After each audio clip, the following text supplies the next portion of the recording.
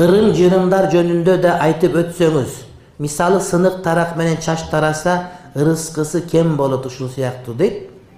Эми ол таракта эчтеке жок. Жанагы шыпыргыны жаткызып койсо эмне болот, тургузуп койсо эмне болот дегендей эле сөз булчу. Сынык тарак менен чачың тарасаң, чачың кыпчылып калып, башың чачың жулат ошо. Ошон үчүн жулба дейт да, ошол эле. Кара мышык өтүп кетсе эмне болот, сары мышык өтүп кетсе эмне болот, эчтеке болбойт. Мышык өтүп кетет болду ушу, өтүп кете берет. Ырым-жырым жок. Дин менен шариятты жашаш керек болот да. Ошол шыпыргы боюнча көп адамдар назырда күлүп алдык, оңой көрөт да. Бирок айда чоң маселе бар да. Шыпыргыны тургузуп койсоң, жаман болот имиш дейт. Яни жамандыкты шыпырга алып келет деп, шыпыргыны кудай кылып алгандар бар да. Бул ширк.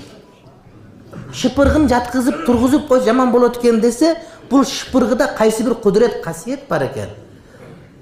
Биз пайда берүүчү дагы, зыян берүүчү да кудай деп билсек, жок, шыпыргыны кудай кылып алгандар бар да. Ошого алганга жеңил болот деп оңой айтылган менен түбүндө бул бардыгы түшүнүп алды. Эч кандай шыпыргыда касиет жок, болгон бүткөн касиети шыпырыш эле болду. Жаңысы жакшыраак шыпырат, эскиси начарраак шыпырат болду. Ошол сыяктуу ырым-жырымдар жок бизде. Эгер ишенсе ширкке чейин барат.